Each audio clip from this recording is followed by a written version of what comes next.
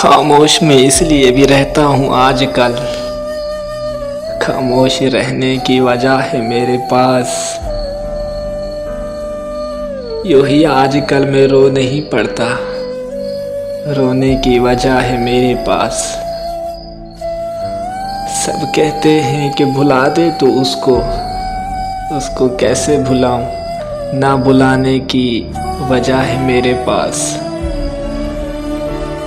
खुश रहने की कोशिश कर चुका हूँ बहुत बार मैं, पर रोने की वजह है मेरे पास।